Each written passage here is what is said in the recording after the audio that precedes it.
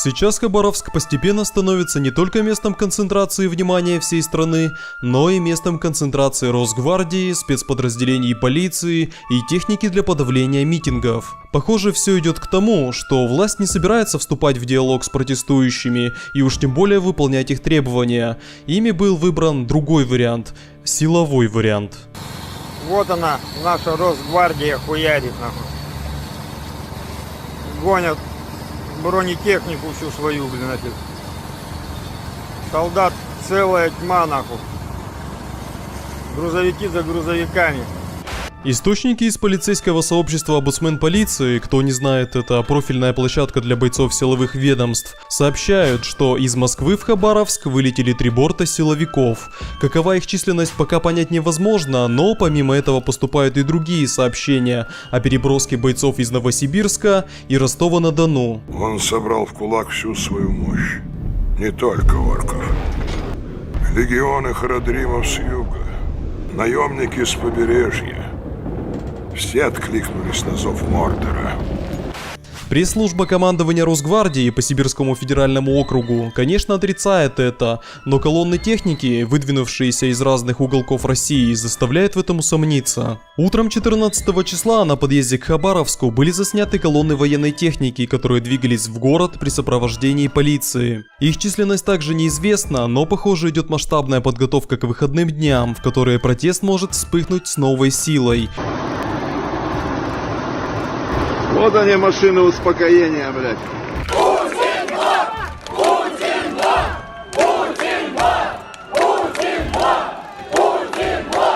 Практически весь город в открытую заявляет о своем недоверии нынешней власти, на что та в ответ лишь устраивает информационную блокаду этим событиям, а также концентрирует силовиков для возможного подавления. Рассылайте это видео везде, где только можно, чтобы оно до Москвы дошло, потому что по центральным каналам вообще ничего не показывают. Все тихо, все мирно, в Хабаровске идет дезинфекция, блядь. А тут, народ вышел, в смысле, прям валом, много народу, очень много. Прорвали оцепление, вышли на площадь Ленина. Все с лозунгами «Свободу Фургалу». Очевидно, что все эти митинги идут вразрез с позицией Кремля по уголовному делу Фургала. Перед ними не стоит задача организации прозрачного для общества справедливого расследования. Напротив, главной целью они выбрали успокоение протеста. В Кремле считают, что Хабаровскому краю сейчас очень важно сохранить управляемость, а также продолжить выполнять функционал региональных властей. Мы здесь власть! Мы здесь власть! По крайней мере, так заявляет пресс-секретарь президента Дмитрий Песков, и думаю, что под управляемостью он подразумевал контролирование не исполнительной власти субъекта как такового, а контролирование непосредственно протеста. Перевод его в более удовлетворимую форму, согласованную с местной администрацией, чтобы люди не устраивали шествия по городу, не собирались у местного заксобрания, да и банально, чтобы не скандировали ужасающие для Кремля лозунги. Сделали с нашей страной! Вырубили все леса! Выкачали всю нефть! Воровали все! Остановим этот беспредел! Свободу Фургалу!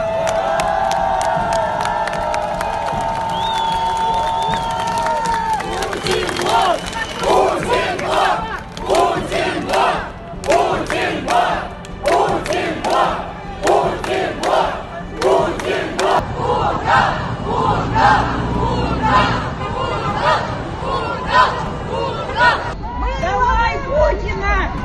Пидора, блядь!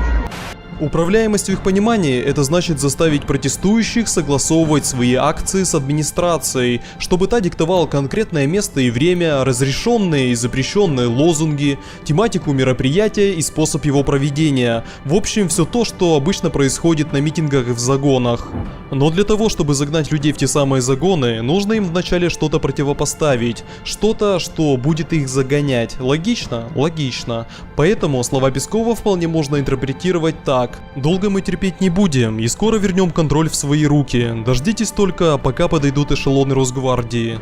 И в этом он абсолютно прав. Долго терпеть они не собираются. Это наша страна. И мы не отдадим ее вам. По-моему, проблема вся в том, что не выходит Москва. Вот у нас люди взяли и вышли, а Москва сейчас сидит там. И вот вы сами были же, да? Да, 1 июля. Сколько там людей было? 300 человек. 300 человек, а здесь сколько? 30 тысяч? Говорят, 30 тысяч или даже 35. Где-то так, наверное. Москва 300, Хабаровск 30 тысяч. Да. В Москве 20 миллионов человек, в Хабаровске 600 тысяч человек. Ну вот и показатель. Когда Москва сделает так же, хотя бы в таком же процентном соотношении, я думаю, все изменится. Но пока забавно наблюдать за тем, как беспомощно они высказываются по поводу протестов, не в силах их остановить. Тот же Песков, объясняя отсутствие задержаний, говорил, что обязанности полицейских не допустить провокаций, и по его мнению в Хабаровске их не было, поэтому не было и задержаний. У нас полицейские не бесправные терпилы, у нас полицейские герои. Тут сразу рисуются параллели с протестами в Москве и то, как их подавляли. Для всех очевидно, что московский протест 2019 года и протест в Хабаровске, с точки зрения его выражения, кардинально ничем не отличается. Я бы даже сказал, что люди действуют примерно одинаково.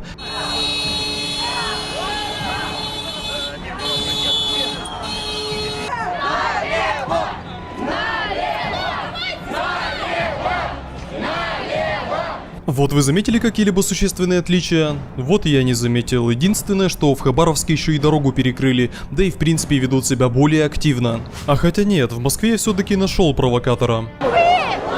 Почему? Молодец! Почему? Умничка! Молодец в политику! А это молодежь, которая проамериканская! Умничка! Но она же молодежь, им же здесь жить. Какой жить? Они не знают, что такое жизнь! Путин держит... Но им жить! Путин держит государство! Путин держит государство! Молодец! Они просто малолетки! Так почему же тогда в одинаковых ситуациях разная ответная реакция властей на протест? Тут я могу только предположить, что призывать размазать печень протестующих по асфальту гораздо проще, когда рядом с несогласными есть десятки тысяч бойцов Росгвардии, нежели когда протест возник в таком месте, где никто не ожидал, а Росгвардия в одном носке и без штанов еще судорожно мчится на место событий. Вот и приходится выкручиваться, лишь бы не потерять лицо. Но как только силовиков в Хабаровске наберется достаточно, тогда изменится и тон Пескова.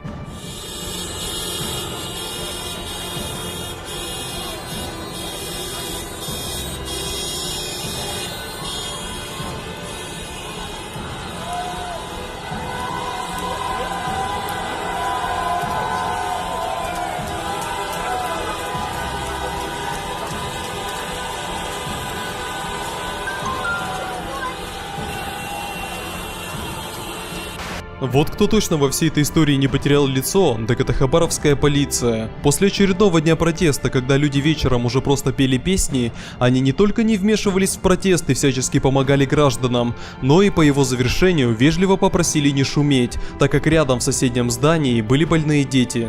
Можно минуту? Просто по-человечески. Я вам уже не как со стороны закона. Здесь детское отделение городской больницы. Вы кричите. Вы сами понимаете, что вы провоцируете. Какое отношение к себе? Вы просто по-человечески подумайте, ой, есть дети. Тем более больные. После операции, ребят. И люди, понимая, после этого ушли, ведь это не Москва, в которой благодаря Росгвардии газоны были бы вытоптаны, а на улице бы уже никого не осталось. Это Хабаровск, где полицейские сами осознают ситуацию с фургалом и стоят на стороне народа.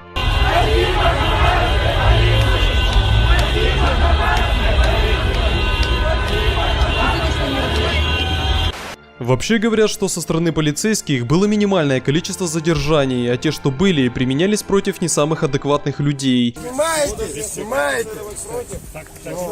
Москва пошла нахер! Просто! Конечно, этому может быть объяснение, так как в Хабаровске банально некому отдать приказ о силовом подавлении. По идее, этот вопрос решает верхушка исполнительной власти, которая и назначается для того, чтобы обеспечить контроль субъекта федеральному центру. Но, как мы понимаем, та самая верхушка уже находится в СИЗО Москвы, поэтому взять на себя ответственность за подобные приказы никто так и не может решиться.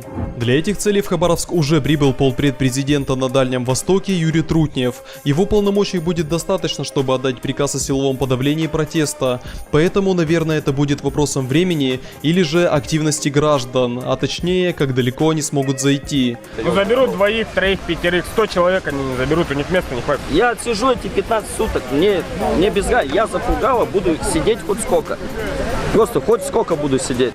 И знаете, что во всей этой ситуации кажется непонятным лично мне? Вот почему нельзя было пойти навстречу сторонникам Фургала и не организовать, например, судебный процесс в самом Хабаровске? Естественно, с подключением суда присяжных, чтобы ни у кого не возникло подозрений по поводу телефонного права. Почему вот нельзя было провести открытый судебный процесс, в котором следствие наглядно бы доказало, что человек действительно виновен? Или может быть он все-таки не виновен? Почему вместо этого в город стягиваются орды силовиков и готовятся к сатисфакции с протестующими за честь Дедыча? Вот это мне вот хоть убей непонятно.